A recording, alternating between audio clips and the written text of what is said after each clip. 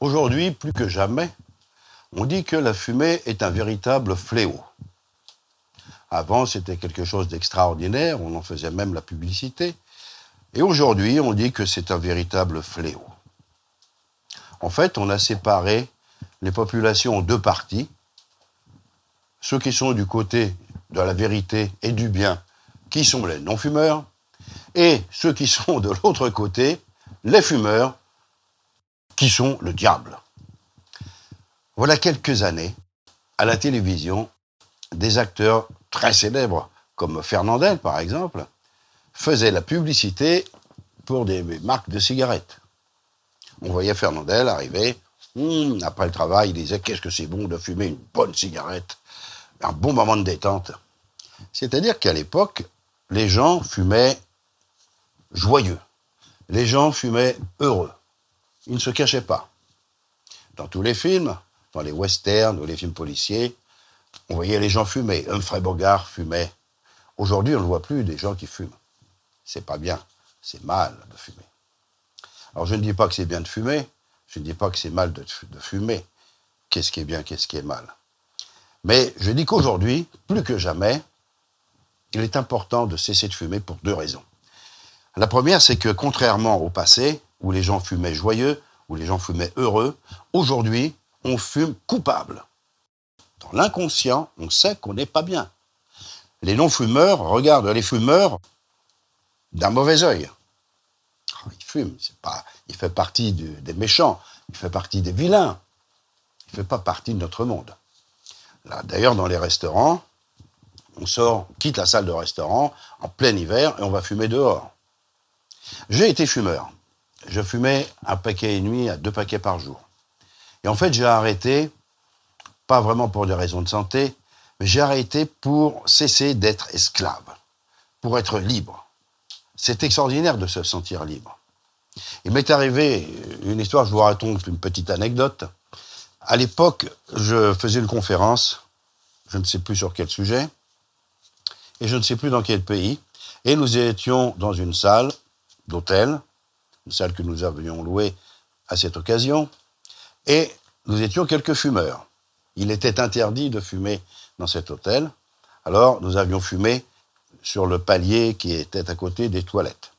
Nous étions 2 ou 3, et voilà, on fume. Un autre, qui travaillait à un autre étage, s'aperçoit qu'il y a de la fumée. Il vient nous voir, il fait un véritable scandale, il fuit, et il appelle la direction de l'hôtel pour dire « il y a des fumeurs », comme si il avait trouvé des meurtriers, il a trouvé des coupables, des délinquants. Vous vous rendez compte, des gens qui fument.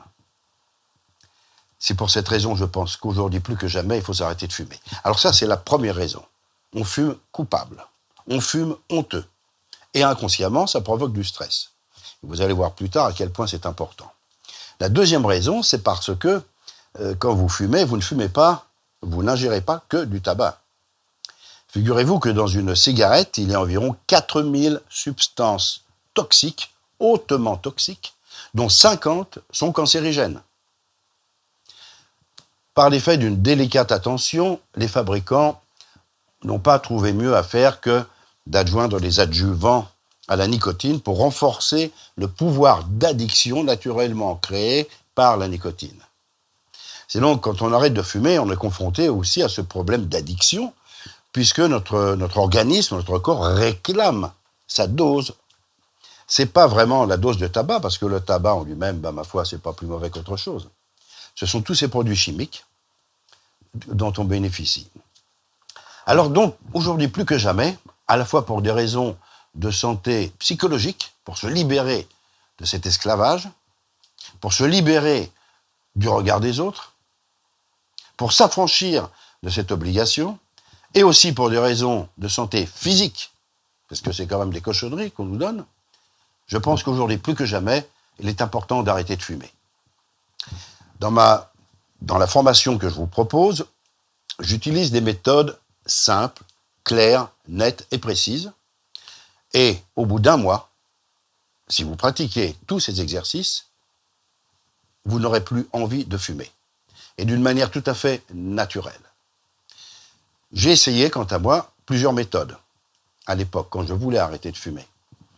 Et on m'a dit surtout, il est important que tu définisses une date précise. Il est important que tu préviennes ton entourage. Donc, tu préviens tout le monde, à partir de telle date, j'arrête de fumer. Qu'est-ce qu'on fait? Le contraire de ce qu'il faut faire. Vous avez remarqué que plus le stress augmente, plus on a envie de fumer. Donc, il y a une étroite corrélation entre l'accumulation du stress et le besoin de fumer. Vous croyez que c'est pas un peu bête de vouloir se rajouter du stress, alors que c'est précisément contre le stress qu'il faut lutter? Contre cet automatisme qui a fait que nous avons associé, à notre insu, subconsciemment, le plaisir de la détente avec le geste de fumer. Donc, avec les méthodes que je propose, il n'est même pas nécessaire de prendre la décision d'arrêter de fumer. Il faut simplement suivre les exercices scrupuleusement, les pratiquer. Pour certains, une fois par semaine, pour d'autres tous les jours, 5 minutes, 10 minutes. Et au bout d'un mois, votre envie de fumer aura totalement disparu. Ne tardez pas, je pense que c'est le moment. Vous allez faire des économies. Si vous fumez un paquet de cigarettes par jour, vous allez déjà économiser environ 3 000 €, c'est quand même pas rien. Et ma formation coûte beaucoup moins de 3 000 €, vous vous en rendrez compte. En attendant, je vous félicite pour votre décision. Je vous souhaite de passer une excellente journée. Et surtout, si vous avez des questions à me poser, n'hésitez pas à me contacter. Je serai toujours là pour vous aider. En attendant, si vous prenez aujourd'hui la décision d'arrêter de fumer, eh bien écoutez, ma formation est à votre disposition. À très bientôt.